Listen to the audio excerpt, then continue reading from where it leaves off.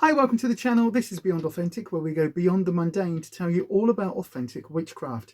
My name is Lisa, and in today's video, I want to talk a little bit about protection. So magical protection of various different kinds, why you need it, how to set it up, how often you need to recharge it, all of that. So if that sounds interesting, stay tuned.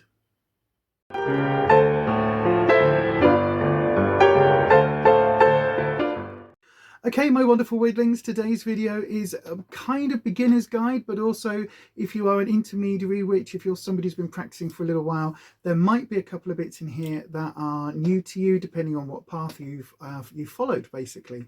So I guess there's so many different areas that we need to sort of start at. I guess the first question is, why do you need protection in the first place?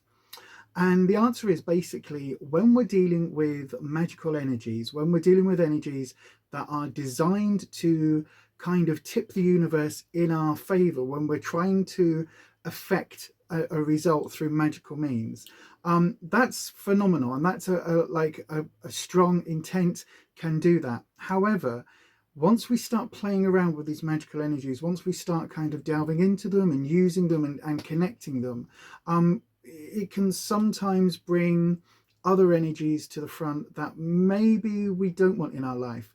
So sometimes some negative energies can come through, or some there can be other entities out there, other practitioners maybe, that want to kind of do us harm. There could be other sort of energies and forces that we're just awakening. So when we're talking about magical energy, we're not just talking about the spell workings that we're doing. So we're not talking about the energy that we're creating in a circle and sending out into the cosmos.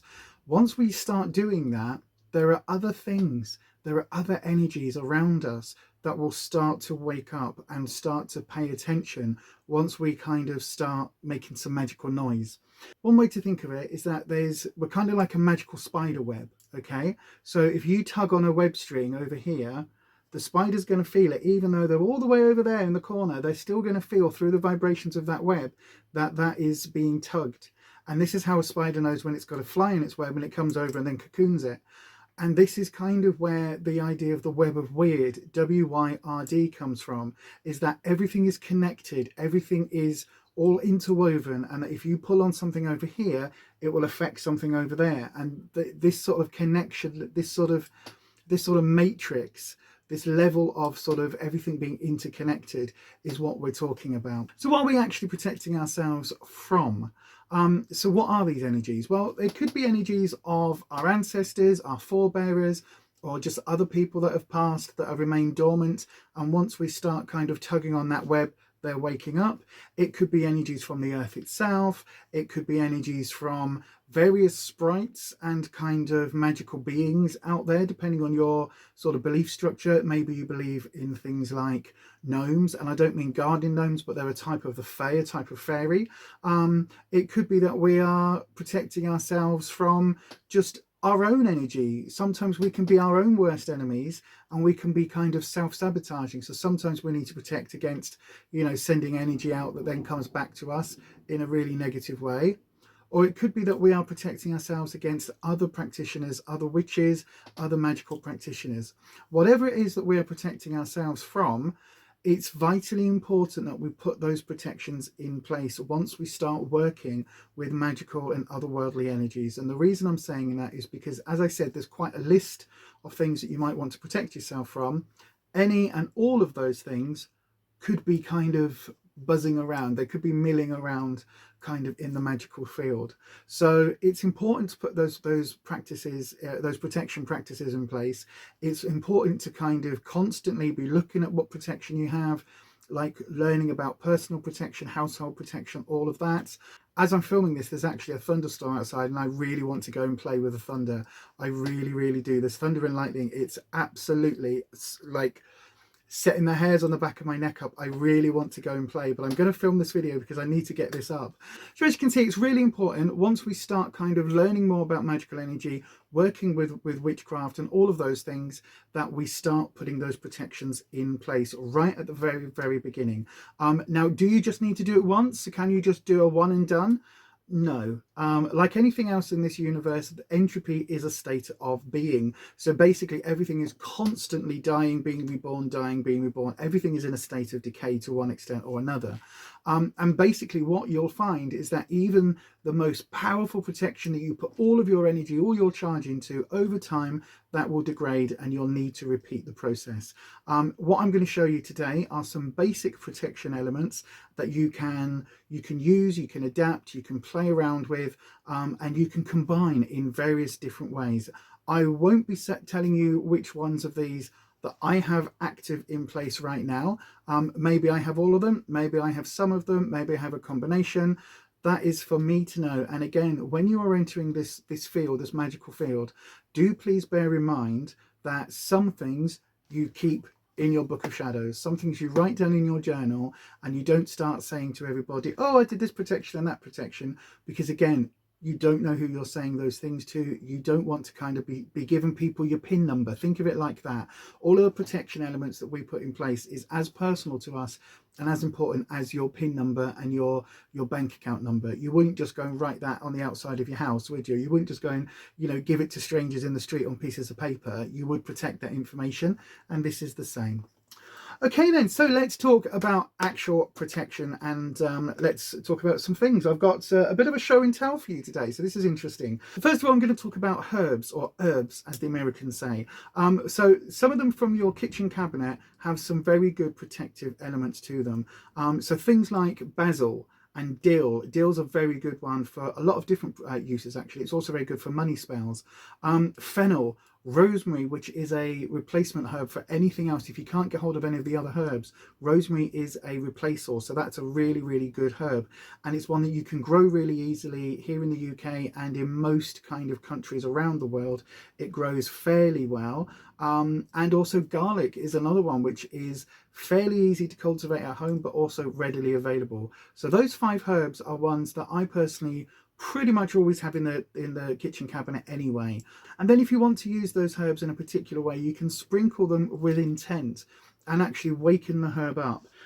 So for instance, this isn't, but this could be like just an ordinary herb jar. This is actually a money powder herb jar that I've created.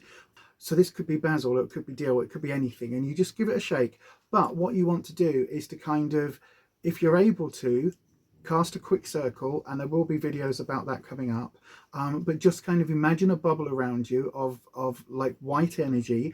Imagine a sacred space, and then literally all you do is you kind of pop the lid and then just breathe into the herb. Just say, you are protection, and you tell the herb what it is that you're kind of charging it to do, and then sprinkle that. So you are giving the herb its job. It's no longer just this is to flavour a sauce. You're now adding this in with a different intent. So you need to kind of tell the herb what to do. I know it sounds really hippie, but once you've told the herb what to do, you are now a protection herb. Sprinkle that into your sauce and away you go. Now obviously you can do that with any of the herbs from your kitchen cabinet, and it does sound very hippie and it does sound a little bit strange, but it is a good way of waking up the herbs and to use kitchen cabinet herbs in a very subtle kind of way in witchcraft.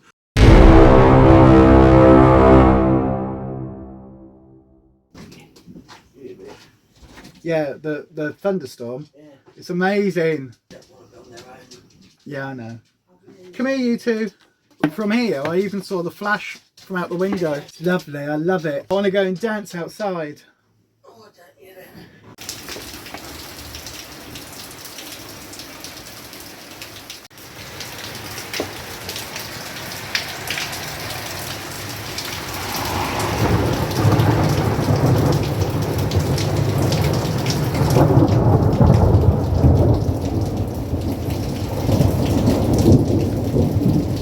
Wow.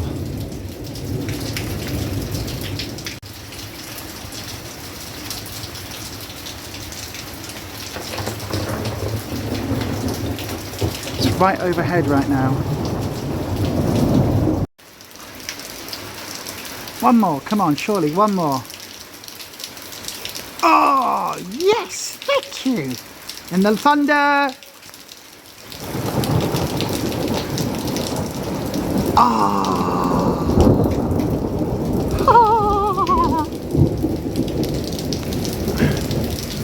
Thank you.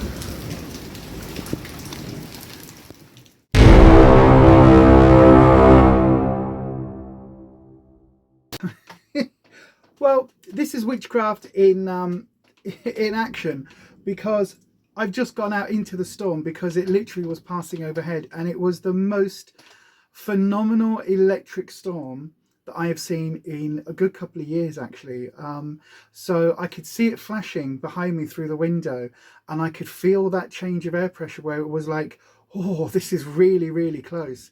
So yeah, so you can see why I'm now looking a little bit bedraggled and a little bit kind of damp around the edges, just because I had to go out and just spend a couple of minutes outside in that storm. It was electrifying. It was phenomenal. Right then, so I was talking about charging herbs, wasn't I, for use. Now, that last breath, that breath when we're breathing energy into herbs, there is a way of doing it called the witch's breath, which is where you take an in breath for 3, you breathe out for 3, and on the 4th breath, you exhale that breath into the herbs. Now you can do that by going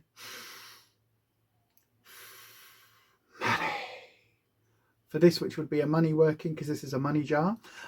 You can use that so you can speak your intent with that final breath, or you can literally just blow the energy and you imagine your life force filling that herb, reawakening its own life force, and basically giving it its task. So that's something that you want to do, whether it's a herb, a crystal, a poppet, whether it's coloured magic, anything like that. You want to be using that technique, just because it sets the intent of the working. Another herb that I use, but this is not one of the kitchen herbs, so this is one that you have to be very, very mindful if you intend ingesting it. Do your research. My advice would be for these next herbs that I'm going to mention, don't ingest these in a tea or in a tincture unless you are absolutely 100% sure that they are not going to affect you in a negative way, that you're not pregnant, that you don't have any other counterindications. So my advice for these would be don't ingest, okay? If in doubt, go without. This big jar is Mugwort. And I love Mugworts. I use it in a lot of talisman bags, mojo bags. I use it in a lot of other working. It can be used to anoint candles, things like that. You can even put it into one of those sort of muslin cloths and use it in the bath, use it in the shower. And this one is Mugwort. I absolutely love Mugwort. I use it for protection. I think it's a really lovely herb. I love the way it smells. And yeah, for me, it's one that it's just a really, really good herb for me. It's also used to enhance psychic energy. And so yeah, all round, for me, it's one of the ones that I use on top of some of the kitchen herbs. But I also have another jar here with 3 different types of herbs in. So I've got, these are still in there inside the jar. I'll show you how I store them. So inside the jar, they're in the little baggies that they come in. And all I do is keep them, the label to the front, and then they look like that on the inside. So you can just see where there's the 3 packets, because I haven't got enough jars and enough space to store them all in their own individual jars, so I just store them like this.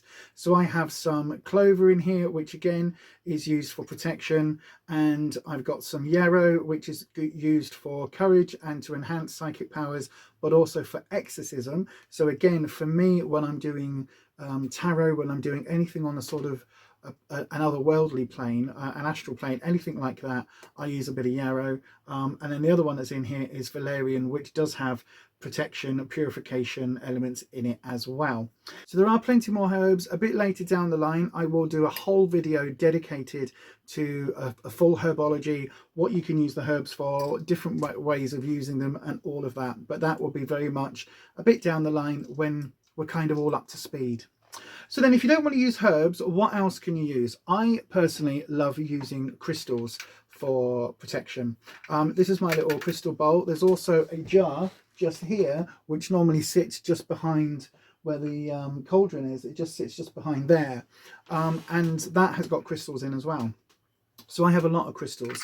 There are some crystals that I use for just for protection, or that are kind of here because protection is one of their big elements as well. So amethyst, I love amethyst. I think it's a beautiful stone. It's also very good for sort of all-round positive energy for cleansing. It's very good for healing. It's a very good kind of magnifying sort of energies crystal, and I really like amethyst, but I use it for its protection element. I've also got sort of another chunk of amethyst. I've got tumblestone amethysts. Oops, that one's just falling down the back, but never mind. I've also got some of its sort of more natural state. I really like a lot of amethyst, so for me that's one that I will always use. Clear quartz is another one that I have a lot of. So I like the little tumblestones of clear quartz just because I like how they look. I think they look pretty and they look like marbles, but you can see the inclusions in them. So the little bits of sort of other minerals and things, when you look at it, that's what those are called, they're inclusions. But I also really like things like smoke quartz. I think this is a piece of smoke quartz, and smoky quartz is one again which is very sort of different. This is quite a pale smoky quartz. You can get them that go almost black. Is that smoky quartz there as well? Yes, it is. So you can get ones that are very dark grey, and ones that go sort of almost sort of white with its look, and they're just variations on the various inclusions and things in them. Lapis Lazuli as well. This was actually sent to me by my lovely friend Kirsty. This is a little thumbstone that you literally just kind of you just rub it, and it's a good one. You can use it on your forehead, you can use it on your third eye, and it's a cold stone, so you can, you know, rub it on your skin and it makes your skin feel nice. But it is also really useful for protection. So again, lapis lazuli in my little thing normally sits on my altar. Again, that brings the protection in. And then the other stone I have with me 24/7 is actually Tanzanite. Now Tanzanite is a stone that was only discovered in 1967, I think it was, and when they dig it out the ground it's green, and then they heat treat it and it takes on this amazing kind of bluey purpley color, with pink flashes of light when the light hits it. And for me, the reason I'm with it 24/7 is that it is actually my engagement ring. That is Tanzanite, and it is, you can see there as it flashes, I don't know whether you can see it picking up sort of little elements of pink and things on the stone itself. Tanzanite's quite an expensive stone. It's not one you're going to find in most sort of crystal places, but if somebody wants to ever buy you some special jewelry for a birthday or anniversary, you could do a lot worse than Tanzanite, trust me. Another common protection method is using colour.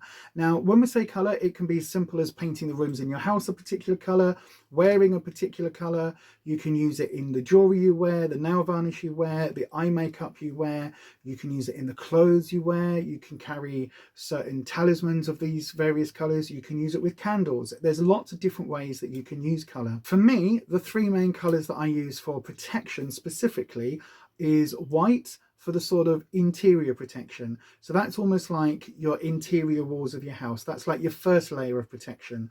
Black is a stunning and very strong protective color, but it can also be used to banish negative energies, to repel negative energies. It could be something that's a little bit more kind of combative. So white tends to be, it's almost like absorbing that negative energy and stopping it getting through to you, whereas black is outright kind of bouncing it back to the person, and sending it where it's come from. It's kind of very much a nope, don't come in here kind of energy. So it's a very different energy. And then the other color that I use, and that all of these walls are painted even behind this curtain, is purple. And so I use a lot of lilacs. I'm wearing it today. I use a lot of purple colors in my protection. So my altar cloth that I use for when I'm doing my tarot reading is purple. A lot of the sort of various colors that I have around me are purple. My Book of Shadows is purple. You know, it's a very, for me, it's a very strongly connective color for protection, and it's one which historically has been seen as being connected to royalty, connected to spirituality. It's a color that wasn't very common in nature, so because of that, it becomes sort of elevated slightly in its rarity. So there's lots of different reasons that I like that. And of course, one of my favorite stones, amethyst, is purple. A very common way of building protection into your working space is to use symbols. One of the most commonly used symbols for protection work in witchcraft is the pentagram itself. Now, this is actually just a candle holder, but you can use anything at all. You can draw this, you can use your finger. Remember what we said in a previous video, fingers are the original pointy stick. So if you don't have anything else, you can inscribe it with your fingers. Hang on, let me go, just finish the pentagram that I was inscribing. Now, the way that I do do this is I will actually draw it onto the front door, and as I'm doing that, I will basically say a couple of words. Now what I tend to use are, so imagine that the front door is here, okay? So I'll go, with this pentagram I lay protection here both night and day, and the one who should not touch, let his body burn and itch. And it basically is a way of protecting my house. So that's one way that I do it. And sort of everybody knows this shape, don't they? So everybody knows the pentagram. It's a very, very common shape. But what I'll also use sometimes are these other symbols that, again, have been around for quite a while. You might recognize this. Again, don't judge me on my drawing ability, but this is, if I hold it up one way, I'll hold it up. There you go. That's probably more recognizable. But this is supposed to be the Triquetra, and I will put an image of this on screen where you've probably seen it before, which is in the series Charmed. Now, this is a very old Celtic symbol. What it actually represents has changed its meaning over the years. So a lot of neo-pagans will think of this as being kind of like the threefold way, or it can represent Maiden, Mother and Crone. It can represent, you know, Father, Son, Holy Spirit, any of those kind of triple elements. So the three faces of the moon, it can represent, you know, mind, body, spirit. There's lots of different connotations, but this is a very, very well known and very sort of extensively used symbol for protection. So this is another one that you can use. And then there's also the four-leafed version of that as well. So again, these are symbols, again, apologies for my drawing ability, but these are symbols that you can actually draw. But if in doubt, the pentagram is used so often in so many different ways and has so much power behind it these days that it's a recognized symbol for protection. And that's something that you can just draw, that even just drawing it in the air kind of can give you that protective element. Now, when we're talking about symbols, I want to be really, really clear that this is not currently, right now, a protective spell, protective sigil, protective symbol. This is not that. This is just a picture of what you can use for a protective symbol. Why? Because I haven't charged it. I didn't put any intent into it. My intent only, as I was drawing it, my only intent was to try and make it visually so that you would recognize this symbol as kind of a four-leaf version of the charmed symbol, because that is what it is. So that was my sole intent. So this isn't designed to act as a protection element. When I wipe this off, I'm not going to be breaking any spells or workings or anything like that. But when you are drawing your symbols, when you are, you know, drawing your pentagram on a door, imagine, visualize, sense the energy that is leaving your body and charging this symbol, whether that is one of these, whether that's a pentagram, whether it's a rune or something else. Imagine that energy, visualize that energy, feel that energy going in and shaping the symbol that you are drawing. Feel it as an energy, feel it as a fire, feel it as a light, however you sense it, feel it as a warmth kind of space in the air. As you are drawing it, give it that intent, focus on it, tell it what to do. I am asking you to protect my home. I'm asking you to protect my space. I'm asking you to protect us while we do some astral work, or while we're, you know, connecting with spirit, or whatever it may be. I'm asking you for your protection. I'm charging you for protection. And you breathe that intent into the working, and that kind of then triggers that intent. It triggers that working. Just drawing something isn't going to have that same power. And lastly, while I'm talking about working, so some actual spell work to do with visualization with protection, I've got two in my Book of Shadows. One is a 3-ring protective circle, and basically the way that I visualize this is that there are 3 circles kind of going around me, 3 rings if you like, and they are all intertwining at different angles.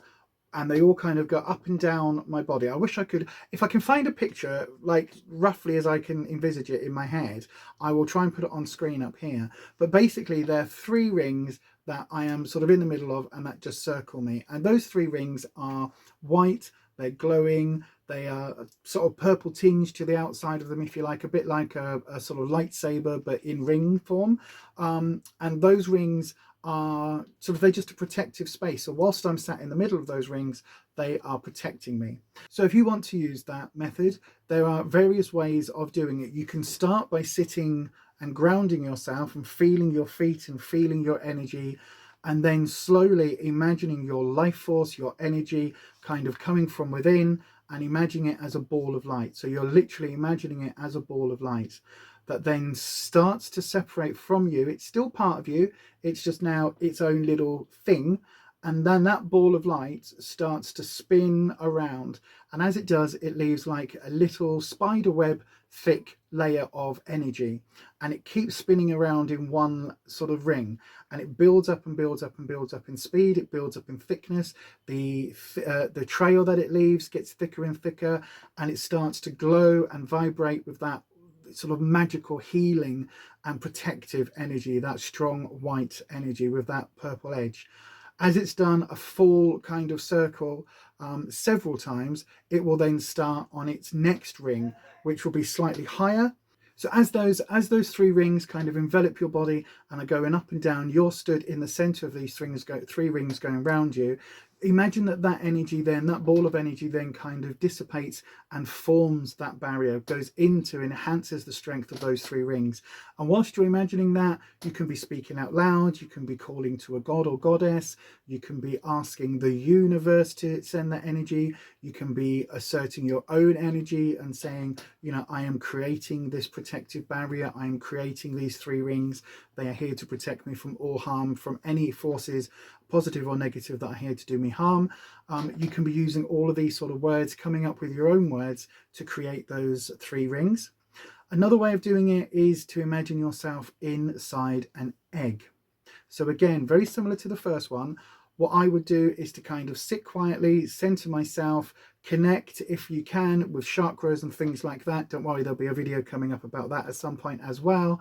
But what I like to do is ground myself, connect to the higher energy, which in my case is a universal energy, connect to that, pull that energy down, build that glowing white ball, send that ball out, and then imagine again that ball is creating, a bit like with the rings, it's creating a shape, but what it's actually creating is an egg, and that I am within that egg.